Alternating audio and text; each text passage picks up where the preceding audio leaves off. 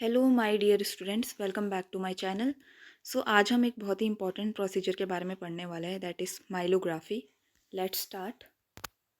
सबसे पहले, what is माइलोग्राफी? माइलोग्राफी is a special radiographic procedure in which contrast media is injected into the subarachnoid space of the spinal canal to visualize the spinal cord, nerve root and subarachnoid space using X-ray, fluoroscopy and CT। माइलोग्राफी क्या है? एक special radiographic procedure है जिसमें हम contrast media को inject करते हैं सब एरेक्नॉइड स्पेस में ऑफ द स्पाइनल कैनाल। कहाँ पे इंजेक्ट करते हैं कॉन्ट्रास्ट मीडिया को? सब एरेक्नॉइड स्पेस में। ठीक है। और क्या विजुअलाइज करने के लिए करते हैं? स्पाइनल कॉर्ड, नर्व रूट और subarachnoid space using x-ray, fluoroscopy and CT। ठीक है, समझ में आ गया होगा। कहाँ पे इंजेक्ट करते हैं कॉन्ट्रास्ट मीडिया? सब एरेक्नॉइड स्पेस में। क्या विजुअलाइज करते हैं? स्पाइनल कॉर्ड, नर्व रूट और सब एरेक्नॉइड स्पेस। ठीक है, आगे बढ़ते हैं। मैनिंजस। अब मैनिंजस क्या होती है? मैनिंजस आपकी वो मेम्ब्रेन्स होती है जो आपकी ब्रेन और स्पाइनल कॉर्ड को इनक्लोज करती है। ठीक है, your brain and spinal cord are enclosed by meninges. ठीक है, they are the membranes. Now they are of three types: dura mater which is the outermost layer, arachnoid which is the middle layer and pia mater which is the innermost layer. Okay, now subarachnoid space आपका arachnoid और पाया matter के बीच में पाया जाएगा। सब arachnoid space समझ में आ गया। ये एक वाइड स्पेस है जो आपका एरेक्नॉइड और पाया मैटर के बीच में पाया जाएगा।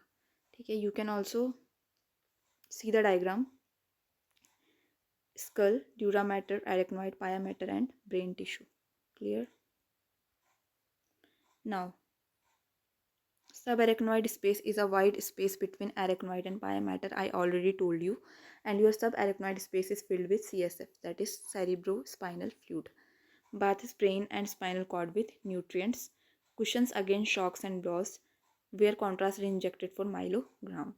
ठीक है, आपका सब एरेक्नॉइड स्पेस CSF से फिल्ड होता है और ये क्या करता है? ब्रेन और स्पाइनल कॉर्ड को न्यूट्रिएंट्स भी प्रोवाइड करता है, शॉक्स वगैरह से भी बचाता है ब्रेन और स्पाइनल कॉर्ड को, और यहीं पे ही हम कॉन्ट्रास्ट को इंजेक्ट करते हैं माइलोग्राम्स के लिए।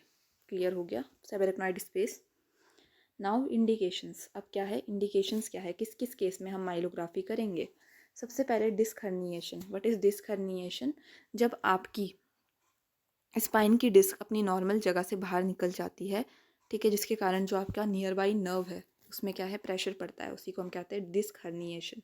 मतलब डिस्क का अपनी नॉर्मल जगह से खिसक जाना। Next is spinal canal stenosis. अगर आपकी स्पाइनल कैनाल में नैरोइंग हो रही है, उसी को हम कहते हैं spinal canal stenosis. Nerve root compression. अगर आपकी नर्व रूट में कंप्रेशन हो गई है। स्पाइनल कॉर्ड में ट्यूमर हो गया है। Congenital spinal defects. अगर आपको बाई बर्थ स्पाइनल डिफेक्ट्स है, उस केस में भी माइलोग्राफी करोगे। ट्रॉमा CSF ब्लॉकेज में भी करोगे। Post operative spine evaluation. ठीक है, ऑपरेशन के बाद स्पाइन को इवेलुएट करने के लिए भी माइलोग्राफी करोगे। I hope I am clear. किस किस केस में हम माइलोग्राफी करते हैं? डिस्क हर्निएशन में, स्पाइनल कैनाल स्टिनोसिस में, नर्व रूट कंप्रेशन में, स्पाइनल कॉर्ड ट्यूमर में, कॉन्जेनाइटल स्पाइनल डिफेक्ट्स में, ट्रॉमा और CSF ब्लॉकेज में, और पोस्ट ऑपरेटिव स्पाइन इवैल्यूएशन में। क्लियर? Now Contra indication. किस किस केस में हम माइलोग्राफी नहीं करते? अगर आपका इंट्राक्रेनियल प्रेशर बढ़ जाता है तो भी हम माइलोग्राफी नहीं करते। कोई भी एक्टिव इन्फेक्शन है, उस केस में भी नहीं करते। ब्लीडिंग डिसऑर्डर में भी नहीं करते। एलर्जी टू कॉन्ट्रास्ट मीडिया में नहीं करते और प्रेगनेंसी में नहीं करते। नेक्स्ट इस पेशेंट प्रिपरेशन में क्या करोगे? पहले आप पूरा प्रोसीजर पेशेंट को एक्सप्लेन करो, उसकी हिस्ट्री चेक करो, एलर्जी वगैरह तो नहीं है कहीं उसको। ठीक है, लैब इन्वेस्टिगेशंस चेक करो, कॉन्सेंट फॉर्म साइन करवाओ पेशेंट से। फास्टिंग रिक्वायर होती है 4 to 6 hours prior to examination. Metallic objects remove करो, और ड्रग्स वगैरह के बारे में पूछो कि कहीं उसने ब्लड थिनर्स तो नहीं ले रखे, जैसे कि एस्पिरिन हो गया आपका, तो उस केस में भी आप माइलोग्राफी नहीं करोगे। नेक्स्ट इस कॉन्ट्रास्ट मीडिया कौन सा यूज़ करते हैं माइलोग्राफी में? हम करते हैं non ionic water soluble iodinated contrast media, जैसे कि आयोहेक्सोल और iopamidol. Dose usually 8 to 15 millilitre. ठीक है, depending on the level examined. Clear? Next is position. Position कौन सी करते हैं हम, प्रोन पोजीशन या फिर लेटरल डेक्यूबिटस पोजीशन, जिसमें हम स्पाइन को फ्लेक्स करवाते हैं, जिसको हम फीटल पोजीशन भी कहते हैं, to open interspinous space, ताकि जो इंटर स्पाइनस स्पेस है वो ओपन हो जाए या फिर वाइडेंड हो जाए। Next is puncture site. Lumbar puncture हम करते हैं यूजुअली L3 टू L4 में या फिर L4 से L5 में इंटर स्पेस, ठीक है, या तो L3 से L4 के बीच में या तो L4 से L5 के बीच में हम लंबर पंचर करते हैं। Next is procedure. अब करना कैसे है माइलोग्राफी। सबसे पहले पेशेंट इस position prone on fluoroscopy table, या तो पेशेंट को आप प्रोन या तो लैटरल डिक्यूबिटस, दो पोजीशंस आप यूज़ कर सकते हो ऑन फ्लोरोस्कोपी टेबल। उसके बाद क्या करो, स्पाइन को फ्लेक्स करवाओ, मतलब स्पाइन आपकी फीटल पोजीशन में होनी चाहिए, to widen interspinous space, ताकि जो आपका इंटर स्पाइनस स्पेस है वो क्या हो जाए, वाइडन हो जाए। Pillow may be placed under abdomen to curve lumbar spine, आप पिल्लो की हेल्प भी ले सकते हो, ठीक है, ताकि जो लंबर स्पाइन है आपकी वो कर्व्ड हो जाए। Base is clean with antiseptic solution. Local anaesthesia at puncture site. अब आपको पंचर साइट में क्या करना है, लोकल एनेस्थीसिया लगाना है। 22 गॉज और 20 gauge spinal needle, very important. Myelography में हम यहाँ यूज़ करते हैं स्पाइनल नीडल, इसको हम इंसर्ट करते हैं L3 टू L4 और L4 से L5 इंटर स्पेस में। Needle is advance slowly towards सब एरेक्नॉइड स्पेस। अब इस नीडल को आपको स्लोली कहाँ पे ले जाना है, सब एरेक्नॉइड स्पेस में ले जाना है। A few drops of CSF may be allowed to flow out. This ensure needle is inside the subarachnoid space. अब होता क्या है, जैसे आप नीडल को स्लोली सबएरेक्नॉइड स्पेस की तरफ डालते हो तो कुछ ड्रॉप्स जो है CSF की वो बाहर आएगी, जिससे हमें पता चल जाएगा कि हाँ हमने नीडल को कहाँ पे इंसर्ट किया है, सब एरेक्नॉइड स्पेस में इंटर किया है। Non ionic water soluble iodinated contrast को यूज़ करते हैं, जैसे कि आयोहेक्सोल और आयोपैमिडोल, ठीक है। Contrast injected slowly under fluoroscopy guidance. Fluoroscopy used continuously to watch contrast flow, ठीक है। कॉन्ट्रास्ट को इंजेक्ट करना है अंडर फ्लोरोस्कोपी गाइडेंस, और फ्लोरोस्कोपी की हेल्प से हम क्या करेंगे, कॉन्ट्रास्ट फ्लो को कंटिन्यूसली वॉच करेंगे। Tilting table helps movement of contrast. जो आपको टेबल यूज़ करनी है वो टिल्टिंग टेबल यूज़ करनी है, क्योंकि इससे जो कॉन्ट्रास्ट की मूवमेंट है वो ईजी हो जाएगी, ठीक है। Head down Trendelenburg position, contrast flow upward.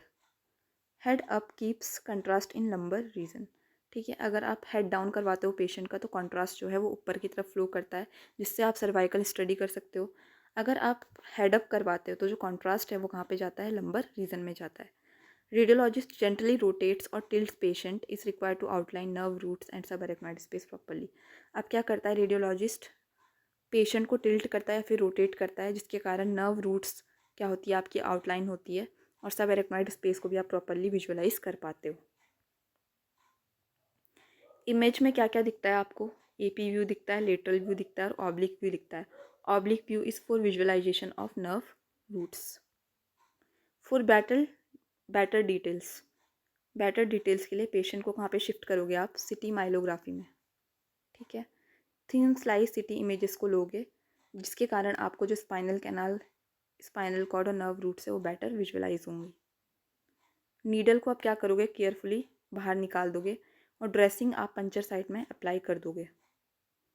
Post procedure positioning में क्या है, patient kept supine with head elevated 30 degree to 45 degree. After the procedure you will keep the patient in supine position, और उसका head को क्या करोगे, elevate करोगे up to 30 to 45 degree, जिससे क्या होगा, जो कॉन्ट्रास्ट है आपका ब्रेन में एंटर नहीं करेगा और हेडेक भी नहीं होगा, ठीक है, ताकि हम प्रिवेंट कर सके कॉन्ट्रास्ट को from entering the brain area, ठीक है। हम क्या करते हैं, पेशेंट को सुपाइन पोजीशन में लेटा के उसके हेड को एलिवेट कर देते हैं 30 टू 45 डिग्री। आफ्टर केयर क्या है, vital monitored for few hours, encourage plenty of fluids, bed rest for 4 to 6 hours, observe complications like headache, vomiting, back pain and allergy. This is the after care, ठीक है, कि vitals को monitor करो, plenty of fluids दो, bed rest होना चाहिए 4 to 6 hours का, complications को ऑब्जर्व करो जैसे कि headache, vomiting, back pain and allergy, ठीक है।